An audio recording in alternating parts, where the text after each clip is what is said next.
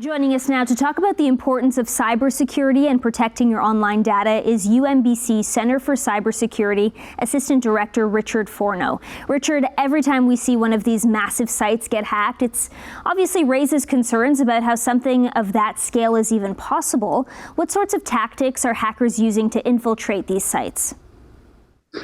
Well, first, it's a reminder that our modern information-based society is vulnerable and remains vulnerable no matter what we do. The bad guys, the criminals, will always be one step ahead of the good guys trying to protect our systems and data. The cyber attackers these days tend to use things what we call phishing attacks, which attempt to trick a user, an employee of a company, for example, into clicking a link or downloading a document that contains malicious software that will allow somebody on the outside to enter that company's network and then gain access to internal information. That's one of the most prevalent types of attacks we see these days. Reddit is recommending its users set up a 2FA in light of the hack. What is that and how can it help?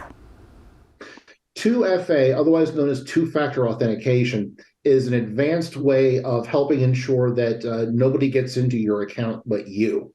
And this requires you to create your username and your password, but then also to establish a relationship between the site you're going to and, let's say, your mobile device. So when you log into a bank or a website that's important to you, when you log in before you're granted access, once you've given your name and password, the site will then send a request to the device you registered beforehand, such as a mobile device. You'll see a PIN number on that device, and then you type that PIN number in to confirm that, yes, indeed, you are who you say you are, and it's not just your password that's letting you into the site. It's not foolproof, but it raises the bar and makes things more challenging for the average criminal to compromise an account. Now, it appears no user data was compromised in this hack, but other than 2FAs, what should people online be doing to protect their data? What do you recommend? Well, for the moment, we don't believe that there was any user data that was compromised. The incident was self-reported by a Reddit employee just the other day, and the company has been very diligent. So we're in the very early stages of an investigation. But for now, we'll take their word that no user data was compromised.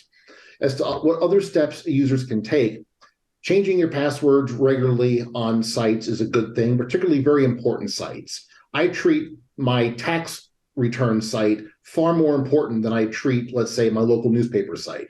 So I'm more wary about changing my password on sites that are important to me because they hold sensitive information.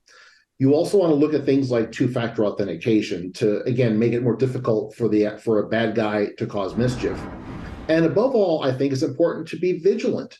You know, if you click a link or you go to a website that maybe doesn't look correct or it doesn't feel correct, or you notice a typo or a misspelling somewhere, it may be purely coincidence, but it may be a sign that you're not actually going to the place you think you are, in which case you should stop, think, observe, and then decide what to do, whether that's not visit the site, not put in your password, or alert your cybersecurity office that there may be a problem. I may have inadvertently compromised my account, and I'm letting you know.